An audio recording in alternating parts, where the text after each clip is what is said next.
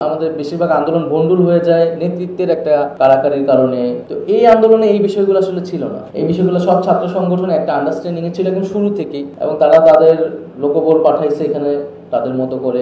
রাজনৈতিক দলগুলোর সাথে এক ধরনের সমঝোতা ছিল, অলিখিত সমঝোতা। আমরা কখনো বসি নাই, পরিকল্পনা করি নাই। যেমন বিএনপি তারা শুরু থেকেই এই আন্দোলনটাকে বলছে এটা সাধারণ শিক্ষার্থীদের আন্দোলন, আমাদের নৈতিক সমর্থন আছে। তারা কখনোই বলে না এটা আমাদের আন্দোলন, এবং এটা তাদের আন্দোলন ছিলও না।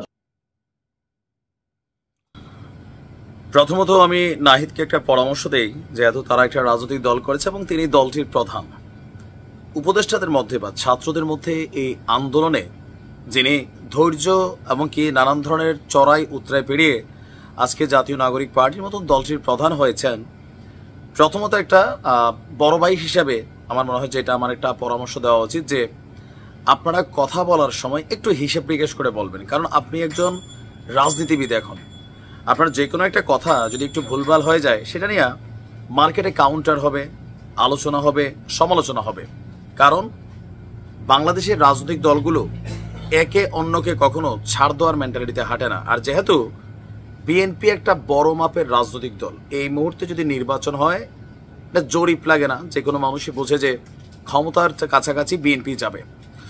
তো নাহিদের এই বক্তব্যটা, ভিডিওর প্রথমে যে বক্তব্যটা আপনারা শুনেছেন, এটা নিয়ে এই মুহূর্তে সোশ্যাল মিডিয়াতে আবার তোলপাড় যে এই আন্দোলনটা বিএনপির আন্দোলন ছিল না, এবং বিএনপির সাথে এই প্রথমবারের মতন কিন্তু তিনি প্রকাশ্যে বললেন যে কোনো রকম প্ল্যান, পরিকল্পনা, বৈঠক আসলে হয় নাই, সমঝোতা হয় নাই। শুধু বিএনপি তখন বলছিল যে আন্দোলনে আমরা নৈতিক সমর্থন করছি, আর এই আন্দোলনের টোটাল প্ল্যানারই ছিল ছাত্র জনতার মাধ্যমে এই আন্দোলনটা হয়েছে। এখন নাহিদের এই বক্তব্যটা আসলে কোন জায়গাতে ভেজাল ক্রিয়েট করে আপনি দেখেন। বিএনপির যারা বড় বড় নেতা আছেন তারা দাবি করছেন যে এই আন্দোলনটার পেছনে এটার গতিকে বাড়াতে, অথবা এই নাহিদ সার্জিসটা যখন ডিবি অফিসে ছিলেন তখন এই আন্দোলনটার গতি বৃদ্ধি করা, যাত্রাবাড়ি সহ বিভিন্ন জায়গায় যে প্রতিরোধ গড়ে তোলা, দেশের মধ্যে যে হঠাৎ করে আমরা রাস্তায় মানুষ টানতে দেখছি, এটার পেছনে যারা যারা ভূমিকা রেখেছেন এদের মধ্যে বিএনপি অন্যতম, এবং এদের প্রায় 450-500 ছাত্র অথবা জনতার মধ্যে মারা গেছে যারা বিএনপির রাজনৈতিক পরিবারের সাথে কানেক্টেড। তো এই যে বক্তব্যগুলা, কেউ কেউ বিএনপির মধ্যে আবার একটু অতিরিক্ত দাবি করছেন যে টোটাল আন্দোলনের মাস্টার মাইন্ড জনাব তারেক রহমান। বাট তারেক রহমান কখনো এটা বলেন না যে তিনি মাস্টার মাইন্ড, আর এটা বলার বিষয় না। যিনি মাস্টার মাইন্ড তিনি অলওয়েজ পেছনেই থাকবেন, পর্দার আড়ালে। তো যে ক্রেডিট ইস্যুতে রাজনৈতিক প্ল্যাটফর্মে এসে এই যে বিভক্তি, এটাই কিন্তু ছাত্রদের সাথে গতানুগতিক যে রাজনৈতিক দলগুলো আছে তাদের মধ্যে একটা দ্বিধাদ্বন্দ্ব তৈরি করে। ইভেন আরেকটা মেসেজ ক্রিয়েট করে যে এই আন্দোলনটা টোটালি ছাত্ররাই করছে। বাট হু ইজ ছাত্র?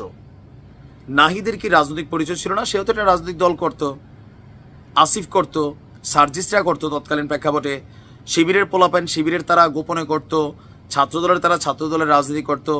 পিওর ছাত্র কোনো রাজনীতি করে না এমন ছাত্র হয়তো বাংলাদেশে খুব কমই ছিল, বিশেষ করে প্রাইভেটে হয়তো থাকতে পারে, কিন্তু প্রাইভেটের তারাও তো কোনো না কোনো দলকে রিপ্রেজেন্ট করে ব্যক্তিগত জীবনে। সো এই আন্দোলনটা রাজনৈতিক দলের বাহিরে শুধুমাত্র নাহিদ সার্জিস 5 জন 10 জন আর 50 জন মিলে আন্দোলনটা কিন্তু আসলে গতি পায় নাই। এখানে টোটাল খেলার পিছনে শিবির আমাদের না সবচেয়ে বড় ভূমিকা রাখছে। আর একটা পর্যায়ে এসে বিএনপি তাদের সর্বশক্তি, অর্থনীতি, লোকবল সবটাই কিন্তু প্রয়োগ করছে। সো এই আন্দোলনটা বিএনপির ছিল না, কথাটা এইভাবে না বলে বলা যেত এই আন্দোলনটা ছিল সবার আওয়ামী লীগ বিরোধী যারা। আপনি বিএনপির ছিল না তার মানে এটা জামাতের ছিল, মানে এটা গণ অধিকার পরিষদের ছিল। একটা ব্যস্ত লাগতেছে কথাটার মধ্যে। সো নাহিদ যখন কথা বলবেন আপনি বুঝে শুনে বলতে হবে, কারণ আপনার কথাকে সবাই কাউন্টার করবে। এই আন্দোলনটা যারাই করছে বাংলাদেশে এন্টি আওয়ামী লীগ, এবার হোক এটা একটা পোষা প্রাণী, মানুষ, কীট পতঙ্গ, যারাই ছিল তারাই কিন্তু করছে। সো এখানে ডাইরেক্ট কাউকে বাদ দিয়ে দেওয়া অথবা তাদের ভূমিকা নিয়ে প্রশ্ন তোলা, এটা কিন্তু আপনার মতন একজন পলিটিশিয়ানের জন্য আগামী দিনে নানান ঝামেলার কারণ তৈরি করবে। ভালো থাকুন।